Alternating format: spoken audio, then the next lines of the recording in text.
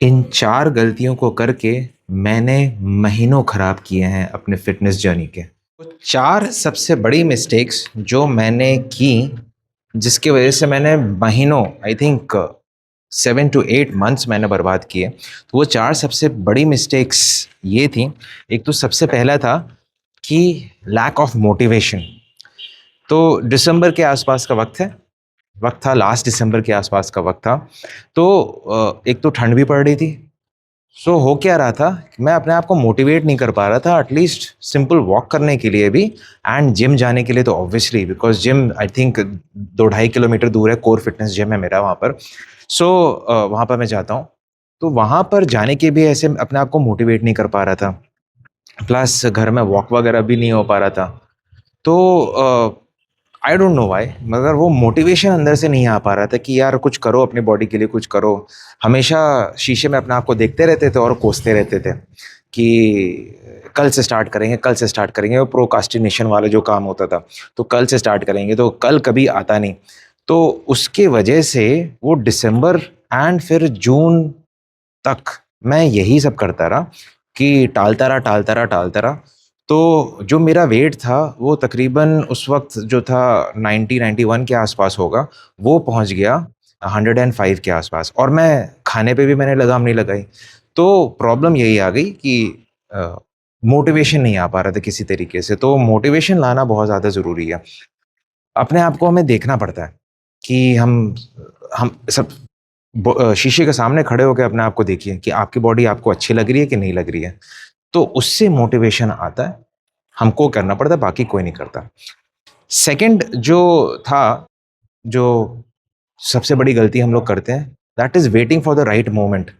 अब हम लोग ये सोचते हैं कि नहीं, नेक्स्ट मंडे से अब स्टार्ट करेंगे, next Monday is the right time, उस वक़्त मैं अपने आप को एनर्जेटिक महसूस करूँगा मैं अपने आप को। तो नेक्स्ट मंडे करते हैं, फिर नेक्स्ट मंडे करते हैं, फिर नेक्स्ट मंडे करते हैं, तो वो टाइम आगे बढ़ता चला जाता है, महीने आगे निकलते चले जाते हैं और कोई फ़ायदा नहीं होता। तो waiting for the right moment, ये बहुत बड़ी हम लोग गलती करते हैं। फिर ये भी करते हैं कि कोई एक ओकेज़न आ जाए, तो उस ओकेज़न के लिए हम लोग तैयारी करते हैं।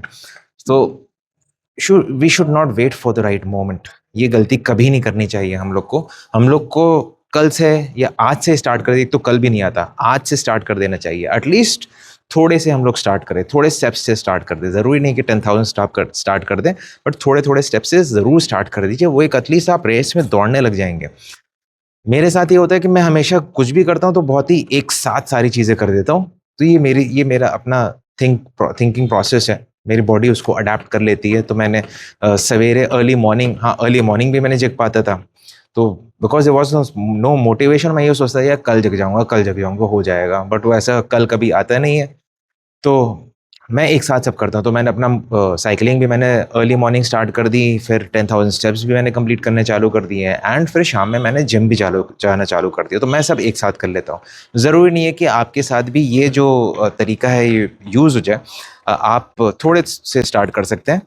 That is totally up to you. फिर तीसरा, गिल्ट आना। अब जब गड़बड़ हो गई, टाइम वेस्ट हो गया, सारी चीज़ें हो गई, सारा आपने बर्बाद कर लिया, तो उसके बाद गिल्ट आने लगता है अंदर। यार देखो, आज भी मैंने दिन बर्बाद कर दिया, आज मैंने अननेसेसरी एक्स्ट्रा खा लिया, मुझे नहीं खाना चाहिए था, फिर उसको सोच-सोच के परेशान होते रहते हैं। तो जो हो गया, उसको तो अब चेंज किया नहीं जा सकता है।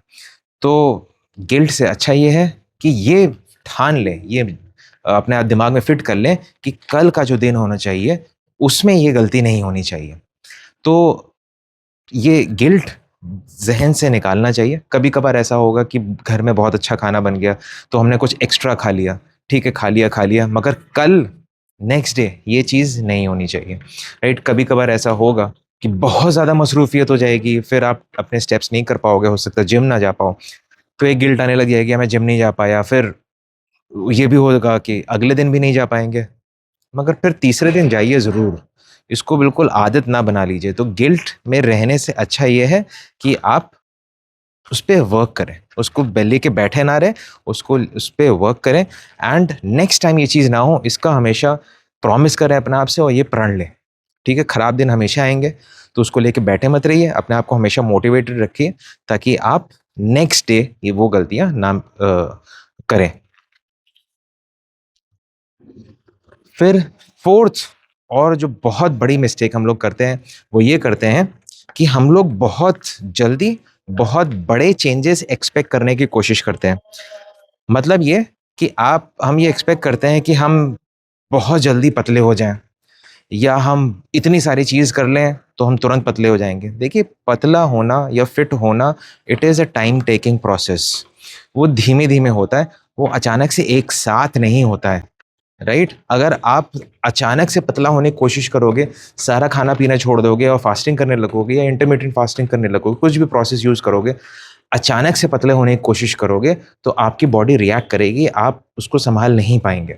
इसीलिए हमेशा धीमे-धीमे इस प्रोसेस को चलाना चाहिए। खाने पे कंट्रोल रखना चाहिए एंड वर्कआउट करते रहना चाहिए, 10,000 स्टेप्स हमेशा करते रहना चाहिए। जिम अगर जाते हैं तो जिम जाते रहिए। तो आप धीमे-धीमे देखेंगे अपने अंदर चेंजेस होते हुए। अगर आप बहुत ज़्यादा चेंज एक बार में करने की कोशिश करेंगे, तो वो आपके हेल्थ के लिए बहुत ज़्यादा खराब होगा। तो चेंजेस धीमे-धीमे करिए। आपको मैं एक एग्ज़ाम्पल देता हूँ, जो हीरे की अंगूठी होती है, जो हीरे को तराशा जाता है, वो बहुत धीमे-धीमे, धीमे-धीमे, धीमे-धीमे उसको तराशा जाता है ताकि एक प्रॉपर शेप आ जाए। तो it is a time taking process. Similarly जो हमारी बॉडी है, उसको शेप में आने में उसको थोड़ा-सा वक़्त लगेगा, बट वो आ जाएगी अगर आप कंसिस्टेंटली मेहनत करते रहेंगे अपने ऊपर और अपने आप को, अपनी ज़बान को आलतू-फालतू खाने से रोकेंगे। तो कंसिस्टेंटली मेहनत करते रहिए, over a period of time आप देखेंगे कि आपके बॉडी में चेंजेस आना शुरू हो गया। मैं एक सीधा सा एग्जांपल हूँ आपके सामने कि स्लोली एंड स्टेडली मैंने अपने लिए ज़्यादा बड़े एग्जांपल सेट नहीं किए, बड़े टारगेट सेट नहीं किए। मैंने थोड़े-थोड़े टारगेट सेट किए कि मैं 2 महीने में 4 से 5 किलो के आसपास मैं कम कर लूँगा। उसके आसपास मैं लगभग पहुँच गया हूँ और उसके लिए फिर मेहनत करनी पड़ती है। तो छोटे टारगेट सेट करिए, अपने आप को बहुत बड़े चैलेंजेस में मत डालिए, नहीं तो आपकी बॉडी उसको सस्टेन नहीं कर पाएगी, किसी की बॉडी सस्टेन नहीं कर पाती है। तो slow and steady progress, consistent workout, ये सबसे बड़ा हथियार है अपने आप को फिट करने के लिए। तो ये 4 जो सबसे बड़ी गलतियाँ हैं, कभी मत करिएगा। मैं एक बार फिर से रिपीट कर देता हूँ आपके सामने। एक तो every time keep yourself motivated, सबसे पहला। सेकंड है, do not wait for the right time. This is the right time, today is the right time और अभी से आप चालू कर दीजिए। So do not wait for the right time. Third है, गिल्ट अपने अंदर कभी मत रखिए। गलती हो गई, अब उसमें क्या कर सकते हैं। जो चला गया उसको लेके परेशान मत होइए, जो है उसको, उस पर वर्क करिए। कल ये गलती नहीं होनी चाहिए। ये हो गई आपकी तीसरी। एंड फोर्थ है, बड़े बड़े चेंजेस करने की कोशिश मत करिए। स्लो एंड स्टेडी प्रोग्रेस रखिए, कंसिस्टेंट प्रोग्रेस रखिए, तो इंशाल्लाह सारी चीज़ें ठीक होंगी और आपका हेल्थ भी अच्छा रहेगा और आप अपने आप को स्ट्रांग महसूस करेंगे, आप अपने आप को वीक महसूस नहीं करेंगे। कभी कभार हम लोग करते हैं कि बहुत ज़्यादा वर्कआउट कर लेते हैं अचानक से, तो वीकनेस आने लगती है। वीकनेस नहीं आएगी अगर आप धीमे धीमे स्लो प्रोग्रेस रखेंगे एंड कंसिस्टेंट प्रोग्रेस रखेंगे, तो इंशाल्लाह सारी चीज़ें ठीक होंगी। तो इन 4 गलतियों को कभी मत करिएगा। इंशाल्लाह आप सब फिट रहेंगे। हम सब मिलके एक फिट लाइफ जीने की कोशिश करेंगे। Children, take care. Bye bye.